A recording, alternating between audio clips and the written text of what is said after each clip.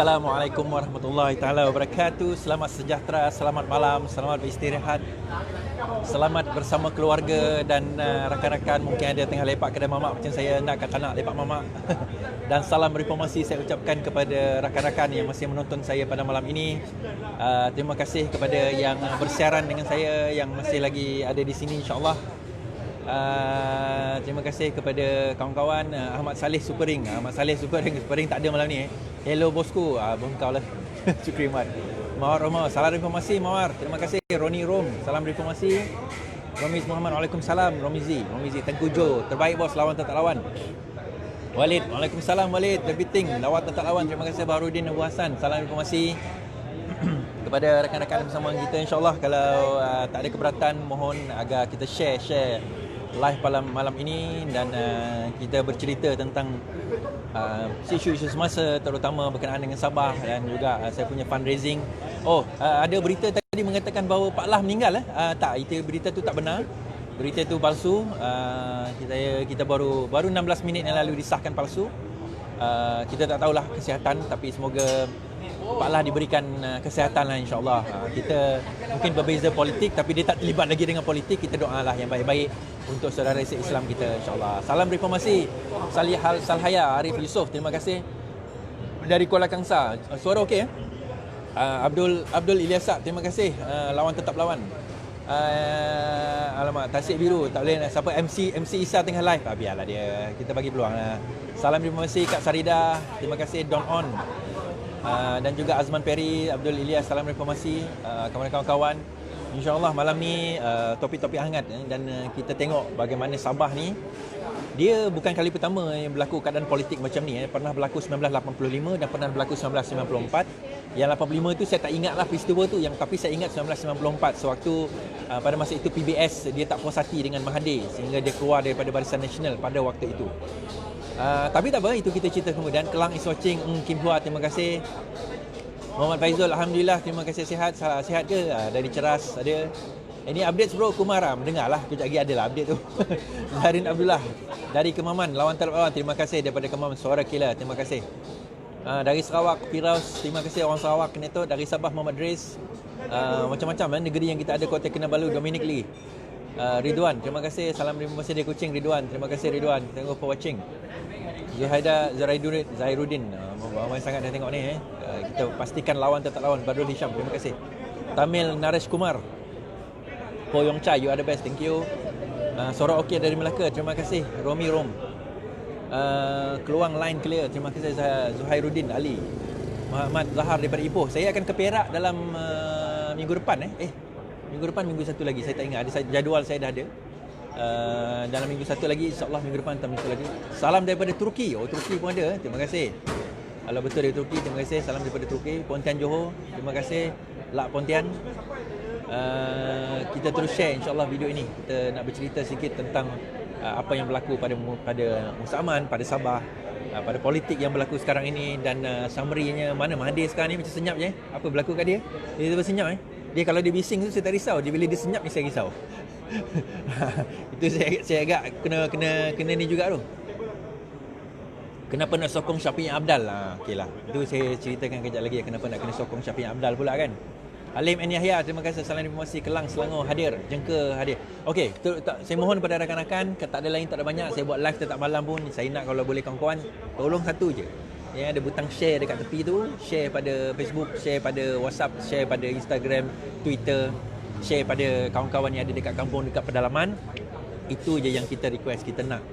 Paling kurang kita boleh buat, itulah dia. Dan alhamdulillah so far video-video saya di-share dengan ramai, dengan banyak. Dan macam saya kata, saya tak kisah kalau anda nak ambil video-video saya, cuma kredit lah.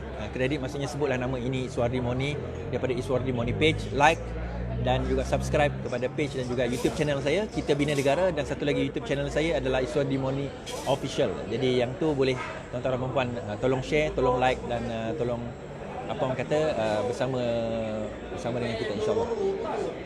Budak Sabah pun ada, terima kasih for watching. Okey.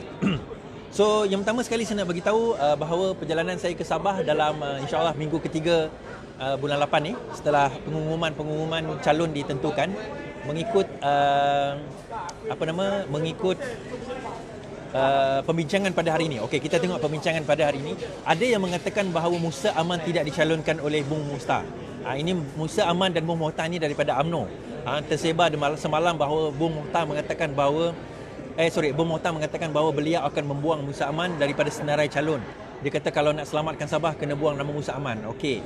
Dikeluarkan berita hari ini dalam press conference UMNO Sabah hari ini mengatakan bahawa nama Tan Sri Musa Aman tidak akan digugurkan. Sebaliknya beliau akan dibenarkan bertanding. Cuma tidak ada ketetapan sama ada adakah kalau menang UMNO kali ini beliau akan dilantik menjadi Ketua Menteri Sabah atau tidak. Itu persoalan yang tidak dapat dijawab. Okey, itu yang pertama. Kedua, pengesahan oleh UMNO bahawa Barisan Nasional, terutama Barisan Nasional dan UMNO bahawa mereka ada bertanding di seluruh 73 kerusi parlimen. Untuk makluman, sebelum ini pada PRU ke-14 lepas, dia ada 60 kerusi parlimen. Sekarang ini ditambah 5, kemudian ditambah 8, dia jadi 13. So ada 73 kerusi parlimen pula, kerusi DUN. Kerusi DUN Sabah ni sekarang ni ada 73 kerusi DUN Sabah, di mana dikatakan UMNO dan Barisan Nasional akan bertanding di seluruh 73 DUN tersebut. Kalau kita tengok UMNO di dalam Barisan Nasional Sabah, dia ada UMNO, kemudian dia ada parti komponen Sabah yang mana MIC, MCA itu biasa ada. Parti-parti komponen Sabah yang mana akan bertanding. Cuma pembahagian kerusi itu tak pasti. Namun satu yang menarik apabila Bersatu Sabah mengatakan bahawa mereka mahu bertanding di 45 kerusi. So adakah Bersatu ini akan masuk di dalam gabungan Barisan Nasional Bersatu ataupun Bersatu ini akan berpisah daripada Barisan Nasional Bersatu? Yang ini sebenarnya walaupun di dalam TV tadi ada orang kata bahawa mereka akan bersatu, akan ada perbincangan dan sebagainya, tetapi bagi saya perbincangan itu belum jelas kerana sekarang ini Bersatu Sabah klaim bahawa mereka ada kekuatan untuk melawan dan juga menjadi satu at least orang kata apa Ketua Menteri Sabah yang baru di Sabah. Sebab apa? Kalau kita faham, memang parti itu parti daripada Semenanjung, macam UMNO juga, parti daripada bukan original daripada Sabah. Namun begitu, mereka juga berpendapat bahawa mereka berkebolehan untuk nak memenangi pilihan raya negeri ini dan mereka minta 45 kerusi daripada 73, which is more than 50% daripada kerusi tersebut. Kalau 73 kita bagi 2 lebih kurang 36 kerusi, 37 kerusi. Dia minta 45 kerusi. Sedangkan UMNO mengatakan dia nak bertanding 45 kerusi. Jadi kata Bung Mohtar pada hari ini mereka sedang berbincang dan akan finalisekan sama ada perbincangan tersebut akan di berapa kerusi mereka akan bertanding, berapakah mereka kompromi, adakah mereka akan berlaga di satu sama lain, bagaimana. Cuma sekarang ni kalau kita tengok on the ground, Sabah menghadapi masalah, terutama Bersatu menghadapi masalah kerana mereka mungkin mempunyai calon di setiap DUN yang dia kata dia nak bertanding tersebut, tetapi adakah mereka mempunyai grassroots sebagaimana yang dimiliki oleh contohnya Warisan, Parti Keadilan Rakyat dan juga UMNO yang kita tahu mempunyai grassroots di kawasan-kawasan tersebut. Jadi itu persoalan yang Bersatu kena consider, dan dia bukan setakat nak perlu bertanding. Persoalannya adakah dia mempunyai jentera yang cukup, dana mungkin kita tak ada isu kepada dana. Mungkin Bersatu tidak ada isu kepada dana, tapi adakah dia mempunyai grassroots yang cukup untuk membantu dia bertanding di kawasan tersebut. Dan keunikan politik Sabah dan Sarawak ini, dia terlalu banyak parti sokol lokal ini yang mahu hendak mengambil kesempatan. Di samping parti-parti daripada luar seperti Bersatu, seperti UMNO. Ini kita tak cerita Pakatan Harapan dulu. Ini kita bercerita tentang coalition yang geng pembangkang ni, di mana mereka cuba untuk menguasai Sabah. Kenapa? Okey, ini saya cerita. Ini borak-borak dengan kawan tadi kan. Kenapa beria sangat Perikatan Nasional ni nak menguasai Sabah? Yang ni orang tak berapa nak nampak. Ini saya ceritakan. Betul, bila Bung Mohtar hari ini mengatakan bahawa dia tidak tahu rancangan untuk menjatuhkan kerajaan Sabah. Betul. Bung Mohtar tidak tahu, UMNO dan Bung Mohtar tidak tahu ada rancangan untuk menjatuhkan kerajaan Sabah. Yang buat rancangan ini adalah Musa Aman. Siapa yang bagi Musa Aman menjalankan rancangan ini? Muhyiddin Yassin. Kenapa dia kena bagi Musa Aman? Ada a few perkara. Number one, Musa Aman dikenali orang yang mempunyai banyak duit. Setelah beliau dibebaskan daripada 46 pertuduhan, antara perkara pertama yang dibuat kepada Musa Aman adalah unfreezing dia punya aset. Aset-aset beliau di-unfreeze-kan. Dan di antara yang di-unfreeze-kan adalah jumlah duit nilai ratusan juta. Ada yang mengatakan 400 juta telah di-unfreeze-kan. So bila unfreeze itu berlaku, apa tujuan dia? Tujuannya adalah untuk membeli ahli-ahli parti daripada kerajaan negeri Sabah. Dia is going around untuk membeli ahli-ahli parti. Pada masa itu, sebagaimana kata YB Ronnie Liu pada malam itu, Musa Ahmad Syafiee Apdal confident bahawa dia kata, oh takkan tumbang kerajaan Sabah ni takkan tumbang, dia kata. Tetapi dia lupa bahawa kuasa duit itu ada. Dan akhirnya bila Musa Ahmad offer duit tu dan dia counter offer, dan Musa Ahmad counter offer sekali lagi, counter offer yang kedua itu Syafiee Apdal tak mampu nak match. Syafiee Apdal tak mampu nak match, dan akhirnya dia mengatakan dia orang terpaksa untuk nak kena lompat parti. Bukan terpaksa lah, nak lompat parti. Disebabkan dia lompat parti, maka dalam keadaan itu akhirnya Syafiee Apdal tidak ada mempunyai pilihan melainkan bubar parlimen. Bubar DUN. Dan bubar DUN ni bukan kali pertama. Dia pernah berlaku 1985, Pairin Ketingan kalau tak silap. Kemudian berlaku lagi 1994 bila masa PBS keluar daripada Barisan Nasional pada tahun 1994, sehingga pada masa itu Mahathir menyekat ekonomi Sabah. Sehingga kan PBS terpaksa patah balik, kena buat election balik, dan masa itu UMNO pertama kali masuk ke dalam Sabah. UMNO pertama kali masuk ke dalam Sabah. Okey. Dalam keadaan ini, kenapa beria-ia nak jatuhkan kerajaan Syafiee Apdal? Kenapa beria nak jatuhkan kerajaan Syafiee Apdal? Yang pertama sekali dia nak jatuhkan kerajaan Syafiee Apdal ini adalah kerana Sabah adalah sebuah negeri yang sangat kaya. Ini kita kena sedar, Sabah adalah sebuah negeri yang sangat kaya. Selangor, dia cuba masuk Selangor tapi tak berjaya. Saya tahu YB Selangor yang pertama sekali kena offer dahulu adalah Selangor. Selepas tumbangnya tumbangnya Johor dan Melaka, negeri seterusnya dia orang offer adalah Selangor. Tetapi Selangor pada waktu itu, kebanyakan YB dia adalah YB yang kuat pendirian, termasuk yang Katel. Yang Katel pun tak lompat. Offer masa tu nilaian di jutaan ringgit juga. Kemudian ada yang di offer macam-macam lah, exco, jawatan ini, jawatan itu dan sebagainya. Sebab apa? Dia sekarang ni Perikatan Nasional mempunyai masalah dalam dana, isu dana. That is why plan B dia orang adalah take over UMNO. Tetapi bagi dia itu plan B. Dia kena ada banyak plan. Dalam kita nak execute strategic planning kita ni, tak boleh nak satu plan je. Kalau tu tak berjaya, mesti ada plan, ada safety net untuk kita nak fall into. So, salah satu kaedah dibuat adalah dia kena tawan Selangor, tak berjaya. Yang berjaya dia tawan Kedah. Tapi Kedah ni apa yang ada kat Kedah? Kedah ni negeri miskin. Sebab itu bila jatuh Kedah di tangan PAS, dia orang tak kisah. Alah tak apalah, PAS ambil lah. Bila jatuh Kedah di tangan PAS, dia orang tak kisah sebab Kedah tak boleh bagi apa-apa. Penang jauh sekali lah. Penang tak ada cerita. Ada offer. Cubaan untuk ambil Penang tapi tak berjaya. Penang dan Selangor ni dua tempat yang tak berjaya. So akhirnya dia kata the next place yang kita kena pergi adalah Sabah. So nak pergi ke Sabah, tak ada orang lain boleh buat rundingan di Sabah yang boleh topple Syafiee Apdal kecuali Musa Ahmad. That is why kenapa sekarang ni kita faham 46 pertuduhan terhadap Musa Ahmad itu digugurkan. Bukan setakat digugurkan tuan-tuan dan puan-puan, tak sampai masuk mahkamah pun lagi. Maksudnya prosecutor tak continue untuk prosecute. Dia hantar beberapa signal. Signal pertama, dia nak bagi tahu Najib, kalau aku boleh buat dengan Musa Ahmad, aku ingat aku tak boleh buat dengan kau. Cerita Najib ni tak habis lagi tau. Dia ada 2 lagi rayuan ke atas 7 kes ini. Tetapi Najib ni ada 42 pertuduhan. Tolak 7, dia ada 30 lebih lagi. Jadi tak cukup untuk, masa tu tak cukup untuk Najib. Tapi tak apa, tolak tepi. So dia perlukan Sabah. Kenapa Sabah? Kalau Musa Ahmad jadi Ketua Menteri Sabah, jatuh di atas kepok emas bang.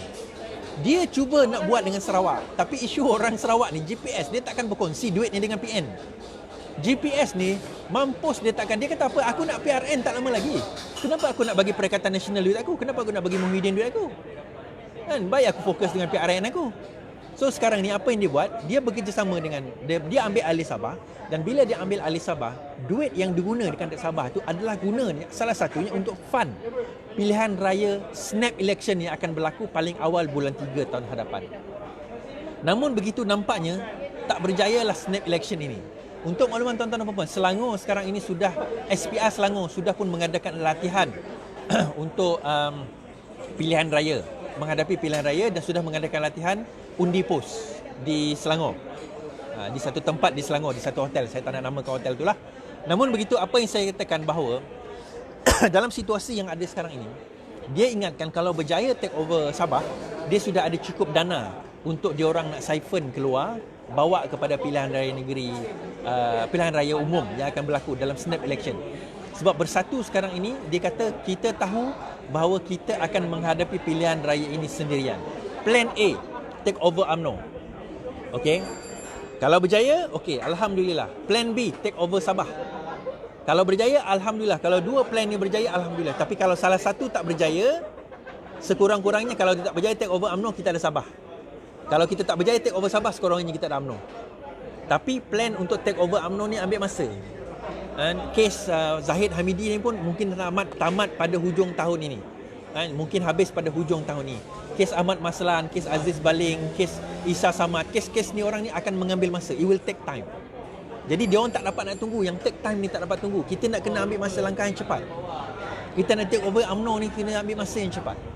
Dan tanpa kita sedari, kalau tuan-tuan perasan, zaman Pakatan Harapan, sepatutnya Golden Sack dia kembalikan sejumlah bilion. Cuba kaji balik. Pakatan Harapan kata Golden Sack sudah mengatakan dia nak bagi sejumlah bilion. Saya tak ingat sebab data tu tak ada depan saya sekarang. Tetapi yang diambil oleh Kerajaan Perikatan Nasional ini kurang daripada yang jumlah yang diminta oleh Perikatan Nasional. Soalannya kenapa? Pernah tak kita fikir kenapa? Kalau nak tahu kenapa, saya tak berani sebut. Tapi pergi ke sarawakreport.org, baca laporan terbaru Sarawak Report, dakwaan beliau bagaimana duit 1MDB digunakan dan ke mana duit itu hilang. Sepatutnya duit itu sejumlah telah dituntut pada zaman Pakatan Harapan untuk balik ke dalam negara, tetapi yang diberi balik kepada negara ini jumlahnya lebih kecil daripada apa yang sepatutnya. Balance itu diorang tengah negotiate. Negotiate apa? Bagaimana? Poinnya adalah kembali kepada dana.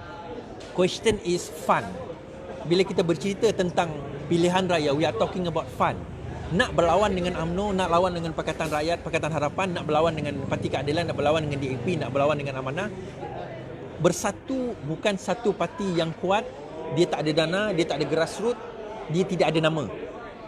Dia tidak ada dana, dia tidak ada grassroots, dia tidak ada nama. Jadi dia orang kena plan. Dia kena rancang sekarang ini. Dalam keadaan sekarang ini, dia kena rancang apa jalan yang dia boleh ambil. So dia tak boleh fikir satu jalan. Dia kena fikir beberapa jalan. Sama ada di jalan ambil Sabah, Selangor tak berjaya, ambil take over Sabah, ataupun ambil UMNO, atau kedua-duanya sekali.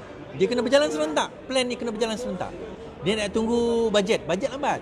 Bajet diumumkan. Bulan 2 baru nak keluar bajet. Projek satu sampai bila? Bila nak habis? Ekonomi pula semakin merudum sekarang ni. Keadaan itu teruk. So 1MDB itu salah satu kaedah untuk dia nak ambil. Itu salah satu benda yang boleh digunakan dalam keadaan dan situasi sekarang. So dalam situasi ini, keadaan ini, kehidupan ini, dalam perancangan ini, mereka kena memastikan dana mereka cukup untuk menghadapi pilihan raya yang sangat sengit. Kerana apa? Mereka perlu kekal berkuasa. When I'm talking about Bersatu, dia bukan Muhyiddin punya Bersatu sahaja. Kita bercakap tentang siapa? Bersatu, kita bercakap tentang Azmin and the gang. Kita bercakap tentang Hishamuddin and the gang. Mereka ini adalah kelompok di mana mereka perlu kekal berkuasa. Mereka ini adalah golongan-golongan dia kata kita perlu kekal berkuasa sebagaimana UMNO berkuasa selama 60 tahun. Dia kena kekal berkuasa sebagaimana UMNO berkuasa 60 tahun. Bezanya sekarang ini, UMNO dulu dia ada media. Dia pegang seluruh media dan bagusnya UMNO, UMNO dahulu adalah bila dia pegang media betul-betul. Isunya Bersatu sekarang ini pun kalau kita tengok media, saya tak nampak kekuatan media yang mereka ada. Social media jauh sekali lah. Mereka kerajaan tapi saya tak nampak keadaan social media. Mereka menguasai social media. Yang menguasai social media saya tengok sekarang ni sama ada daripada Pakatan Harapan ataupun daripada UMNO. Daripada Bersatu saya tak nampak kekuatan social media mereka. So what's next? Apa seterusnya yang boleh mereka lakukan? Kalau kita tengok Azmin punya page, Twitter ke page ke, majority komen maki. So Azmin jadi liability kepada parti Bersatu itu sendiri. That's why kenapa Azmin tidak masuk Bersatu disebabkan ini. Azmin tak masuk Bersatu sebab dia tahu, Bersatu tahu kalau dia masuk Bersatu dia akan jadi liability kepada Bersatu. Tetapi adakah dia akan masuk Bersatu? Possibly no. Dia akan ada parti dia sendiri dan mana mereka kena menguasai Barisan Nasional. Nak menguasai Barisan Nasional dia kena menguasai UMNO. Nak menguasai UMNO, dia kena masukkan walaupun kuncu-kuncu macam-macam ini ke dalam penjara. So akhirnya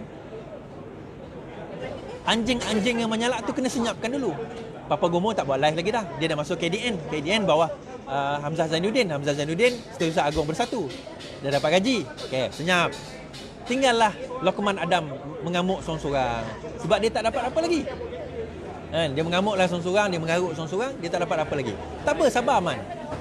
Lokman Adam ni orang lama PKR juga. Sabar man. Tak lama lagi kalau kau mengarut lagi, kau bantai, kau try start bantai Zahid. Kau bela Najib ke start bantai Najib ke Zahid, kita dua itu mana. Kau tengoklah nanti. Baru engkau pun akan dapat habuan juga. Jangan risau. Yang penting sekarang ini kau steady je dalam kau punya live. Yang lain-lain tu adalah kecil-kecil yang geng-geng UMNO sebagainya adalah yang sikit-sikit ni. Tetapi majoriti ni sekarang tengah menunggu sama ada dapat atau tidak. Okey. So akhirnya objektif kepada semua perkara yang berlaku ini adalah untuk memastikan mereka kekal berkuasa dan bagi memastikan bahawa tidak boleh berlaku pertukaran kerajaan. Bukan setakat kepada Pakatan Harapan, tetapi juga kepada UMNO. Sebab apa? The moment kerajaan bertukar kepada UMNO yang di mana Zahid dan juga Najib ni berkuasa dan mereka dibebaskan, masalah kepada Muhyiddin Yassin. Sebab Muhyiddin Yassin tahu bagaimana perangai Najib, bagaimana perangai Zahid, bagaimana perangai UMNO yang geng ini, bagaimana perangai mereka dalam keadaan yang ada sekarang ini. Mereka mampu untuk menghancurkan Bersatu dengan sekelip mata. Nak hancurkan Bersatu, kalau UMNO nak hancurkan Bersatu, simple je. Dia letakkan orang-orang ni dan dana-dana yang digunakan di tempat-tempat Bersatu, habislah. Itu yang kita kena faham. Dan orang Bersatu ni bukan semuanya loyalis kepada Muhyiddin Yassin. Mereka ni bukan semua loyalis kepada Muhyiddin Yassin. So, faham dah kita kenapa mereka beria-ia nak take over Sabah. Sebab apa? Sabah ni adalah antara negeri yang kaya. Kayanya bukan negeri dia kaya lah. Tetapi kekayaan itu konsentrate kepada beberapa individu. Dan Musa Aman seorang tak cukup nak bantu dengan Muhyiddin Yassin. Dia perlukan tycoon-tycoon yang lain untuk dia bagi projek nanti untuk bantu Perikatan Nasional di dalam pilihan raya yang akan datang. That is why dalam keadaan sekarang ini UMNO sendiri kata dia tak tahu rancangan tersebut. Dia terkejut dengan rancangan tersebut. Dan akhirnya bila Syafiee Apdal mengumumkan sedemikian, terciduk. Okey, bagaimana pula dengan Pakatan Harapan? Adakah Syafiee adakah Warisan akan ambil semua kerusi? Nah, sekarang ini negotiation sedang berlaku. Allah. Dia menggoreng belakang tu. Tengok asap dia. Memang karbon masuk dalam mulut aku ni. Bila dia menggoreng pula. Bila cerita apa tadi? Pakatan Harapan. Bila dalam Pakatan Harapan sekarang ini negotiation sekarang ini sedang berlaku di antara Warisan, Parti Keadilan, DAP dan Amanah. Dan Amanah pun sekarang ini minta jugalah at least beberapa kerusi untuk mereka bertanding. Sebab sekarang ni kalau kita perasan ada 8 kerusi baru. Ada 13 kerusi baru yang berbeza dengan pada PRU ke-14 dahulu. Adalah 13 kerusi baru. Takkanlah 13 kerusi baru ni tak boleh nak bagi kepada rakan komponen kita kan. So at least bagilah kepada rakan komponen kita sedikit, sekurang-kurangnya daripada Amanah. Namun begitu, apa yang saya kata, tak cukup sekiranya Warisan bagi 6 kerusi kepada Parti Keadilan. Kalau Warisan betul-betul sekarang ini nak berkuasa, maka mereka memberi sekurang-kurangnya sebahagian, setengah daripada kerusi itu kepada Parti Keadilan. Mereka kena buat demikian. Sebab apa? Kita kena faham, the only party, yalah Warisan pun ada, tapi the only party yang ada grassroots sekarang ini di dalam Sabah selain daripada Warisan adalah Parti Keadilan Rakyat. Dan juga DAP lah, of course. Dan kita tahu perkara tersebut, DAP pun ada. Dalam keadaan dan situasi sekarang ini, Syafiee Apdal tidak boleh menafikan peranan Parti Keadilan Rakyat dah. Betul, dia kata, alah kerana seorang Parti Keadilan Rakyat itu maka tumbang kerajaan negeri Sabah. Bukan seorang. Yang lompat Parti Keadilan seorang je. Warisan lagi ramai yang lompat. Malah yang penyelaras yang dilantik, Adun dilantik oleh Syafiee Apdal boleh melompat. Bayangkan, Adun dilantik melompat. Sepatutnya Adun dilantik itulah setia kan. Macam mana Adun dilantik boleh melompat? Jadi dalam keadaan dan situasi sekarang ini, Syafiee sudah kena fikir bahawa dia tidak ada lagi orang yang dia boleh percayai melainkan di dalam Parti Keadilan Rakyat. Dia kena letakkan orang itu. Kita tak menafikan Syafiee boleh jadi Perdana Menteri, Ketua Menteri Sabah dah. Masih lagi. Kita boleh kompromi. Syafiee masih boleh lagi jadi Ketua Menteri Sabah, tetapi ini bukan PRU. Di mana tsunami PRU itu berlaku, dalam keadaan Mahathir itu ada kat situ. Kita berada dalam situasi di mana Sabah stands on its own. Dia berdiri sendiri. InsyaAllah saya kata tadi minggu ketiga bulan 8 ni, 2 minggu lagi saya akan ke Sabah. Saya akan turun dengan beberapa rakan saya untuk ke Sabah. Saya tengah tengok siapa calon yang bertanding, dan calon-calon kita saya akan buat live bersama dengan beliau menceritakan tentang apa wawasan gagasannya calon-calon parti keadilan rakyat lah. Of course saya bercakap tentang keadilan rakyat kan, sebab itu parti saya kan. So kalau Warisan rasa dia nak bercakap tentang parti dia, buatlah live sendiri. Okay, minum dulu. Assalamualaikum. Assalamualaikum. Bismillah. Apa lagi cerita kita malam ni? Aku tulis apa tadi? Okey. Sabar dalam situasi dia sekarang ni. So kita faham, walaupun nampaknya ini adalah kerja ataupun situasi yang berlaku di Sabah secara lokal, namun begitu kesan dan akibat dia sebenarnya adalah national. Tu saya kata beria. Kenapa dia beria? Kenapa dia orang tak beria nak gugurkan Negeri Sembilan?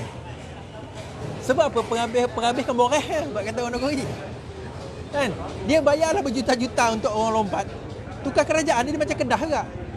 Kedah kalau kita perasan, yang melompat tu pun berapa orang dia? Dia melompat-melompat, apa dia dapat? Tak dapat benda pun. So akhirnya kalau dia pergi Negeri Sembilan, apa benda yang dia boleh dapat? Kalau compare dengan katakanlah Sabah. Sabah tuan-tuan dan puan kaya, negeri ada banyak minyak. Negeri yang GDP yang ke-8 terbesar di Malaysia. Ke-8 terbesar di Malaysia. Sarawak nombor 4 lah lagi kaya. Tapi dia nak pergi ke Sarawak tak boleh. Nak rasuah YB GPS. Nak rasuah YB GPS. Berapa juta kau boleh rasuah? Kau berapa juta boleh rasuah YB GPS? YB GPS boleh bagi kau 100 juta kot. Jangan kata kau rasuah, dia rasuah kau balik. Kekayaan Sarawak ni lebih daripada apa yang Sabah ada. Daripada apa yang PN boleh offer. Sebab itu saya kata dalam keadaan sekarang ni, Zainuddin Hamzah itu dia offer bukan duit dia. Dia hanya jadi broker je kepada apa? Duit yang Syafiee Apdal ada. Dan sekarang ini bila Golden Sack punya perjanjian itu, sebab itu baca balik sarawakreport.org, tengok kenapa dana yang diambil oleh dia diminta oleh Pakatan Harapan, bila PN sekarang ni minta kurang daripada apa yang Pakatan Harapan minta. So balance tu pergi ke mana? Kenapa kurang? Di mana duit tu pergi?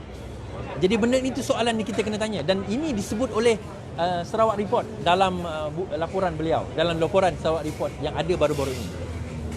Jadi again dia berbalik kepada persoalan sekarang ni, adakah pilihan raya snap election akan berlaku pada bulan Mac tahun hadapan, bulan 3 tahun depan?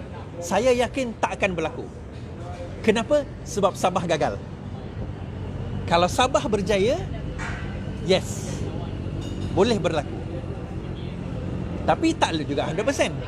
Dia bergantung kepada satu lagi. Saya kata Sabah gagal tadi, apa dia? Iaitu UMNO. Adakah mereka berjaya nak take over UMNO atau tidak? Tuan-tuan dan puan-puan, perasan atau tidak? Bila Zahid Hamidi mengatakan UMNO keluar daripada Perikatan Nasional, tidak ada seorang pun ahli parlimen UMNO membuat kenyataan media. Oh, kita bersetuju dengan kenyataan Presiden kita, Perikatan Nasional ni mesti kita ajar. Tak ada. Kenapa? Sebab majoriti 39 ahli UMNO, ahli parlimen UMNO dah pun dapat habuan dan tawaran. Yang tinggal tak dapat Zahid, Najib, Ahmad Mazlan, siapa lagi tak dapat Ahmad Mazlan, ada few yang tak dapat. Pasir Salak. Selain daripada itu semua, even Musa Aman pula, Anwar Musa, kalau perasan, kenapa Anwar Musa ditukarkan daripada Setiausaha Agung Majlis Tertinggi UMNO ditukarkan kepada Ahmad Mazlan last minute? Kerana Anwar Musa menerima jawatan sebagai Menteri Wilayah. Sebab dia menerima tawaran sebagai Menteri Wilayah. Asal perjanjian UMNO adalah kita masuk Perikatan Nasional jangan terima jawatan. Namun begitu bila dah ditawarkan, bang, biasa gaji puluh-puluh ribu, tiba-tiba gaji setakat haji parlimen, tak cukup bang. Maintenance tinggi. Kan? Girlfriend nak kena bagi makan. Anak-anak di luar rumah nak kena bagi makan kan. Jadi duit tak cukup. Last offer. JLC Menteri Timbalan Menteri Syamuddin, Menteri Luar Negeri. Menteri Luar. Syamuddin Menteri Luar. Anwar Musa Menteri Wilayah. Tukar. Tak payah cerita Ismail Sabri lah. Ismail Sabri Menteri Kanan. KJ dapat menteri. Kan? At least menteri sains teknologi walaupun tak apa punya jawatan tapi dapatlah juga. Semua ini dapat jawatan. Jadi bila mereka dapat jawatan, bila Zahid Hamidi mengatakan bahawa dia nak keluar daripada Perikatan Nasional, tidak ada di antara mereka yang memberi respon positif. Zahid Hamidi ditinggalkan dalam keadaan terkontang-kanting. Dia tak ada orang nak backup dia. Bila orang tak ada nak backup dia, akhirnya dia jadi seorang pemerintah yang ada kuasa, yang ada kekuatan. Dia macam seekor harimau yang nampak garang tapi dia tak ada taring.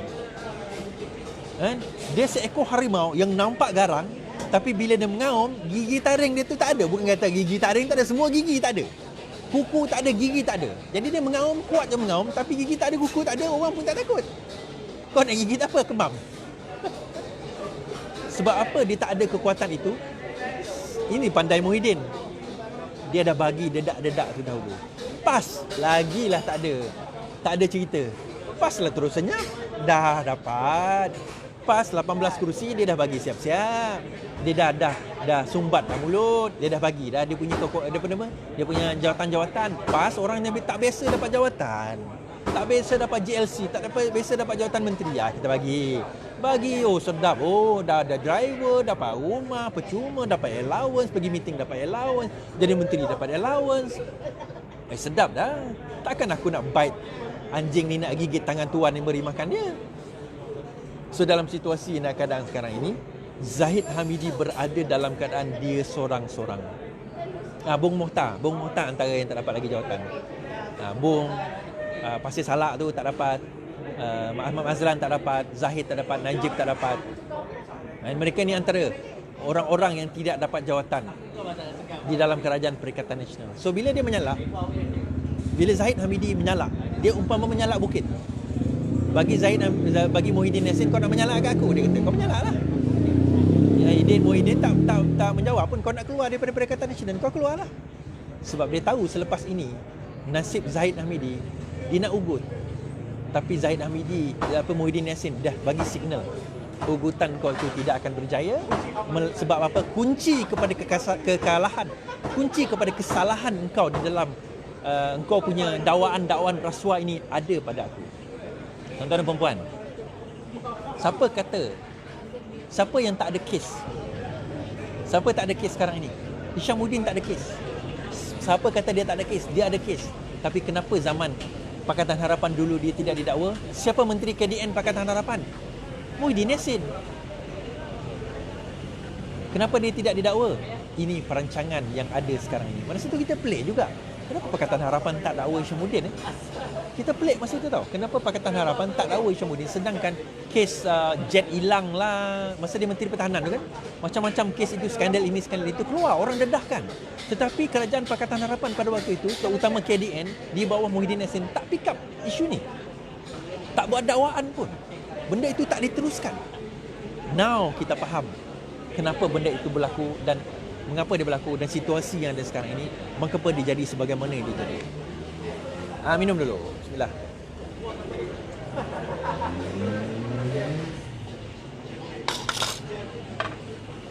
So what's next? Adakah ada harapan dekat Sabah? Itu saya kata semalam. Saya kata tadi dengan orang Sabah saya jumpa ni tu. Kalau dia give in, maksudnya dia menyerah. Okeylah, tak apalah, kita bagilah Musa Aman jadi Ketua Menteri Sabah. Dia dah kalah dah. 99% Sabah jatuh, menanglah Musa Aman. Tapi kalau ada pilihan raya, sekarang ni kembali 0-0. 50-50 balik. Reset. Kita tak boleh kata UMNO ada peluang, kita tak boleh kata Warisan ada peluang. Di semuanya bergantung balik kepada rakyat negeri Sabah. Adakah mereka mampu atau tidak mampu untuk memberi mandat kepada siapa yang nak beri mandat. Dan politik Sabah ni dia agak unik. Politik Sabah ni dia agak unik. Dan permainan ini kita tengok. Sekarang ini permainan di antara Musa Aman lawan Syafiee Apdal. Musa Aman lawan Syafiee Apdal, dia lagi bukan isu populariti, tetapi isu siapa paling banyak duit.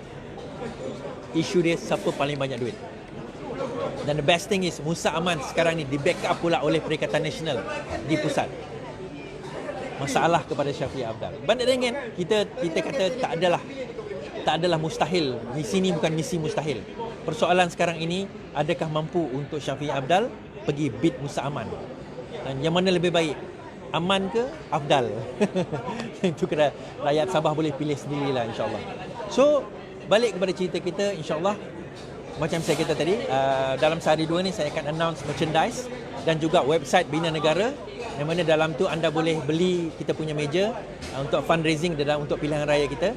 Dan juga kita akan dalam fundraising itu kita ada Datuk Seri Anwar Ibrahim, Menteri Besar Negeri Sembilan, dan beberapa orang yang kita akan jemput. Juga kita akan ada guna fundraising itu untuk menghadapi pilihan raya negeri Sarawak dan juga kemungkinan pilihan raya negeri Sabah yang ada sekarang ini. Saya nak bagi tuan-tuan, kenapa Sabah dan Sarawak ini sangat penting.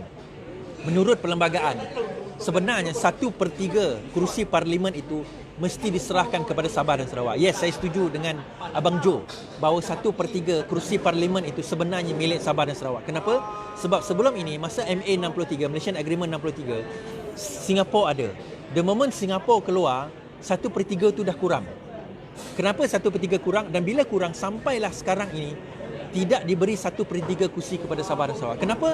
Sebab apa? Untuk safeguardkan hak Sabah dan Sarawak, mereka tidak boleh membiarkan Semenanjung mempunyai hak 2/3 atau lebih untuk mengundi sehingga boleh menggugat hak Sabah dan Sarawak. Jadi sebab itu, untuk safeguard kita punya rights, maka Sabah dan Sarawak kena ada 1/3. Dan kita katakan bahawa yes, I agree to that, dan saya adhere kepada perkara tersebut.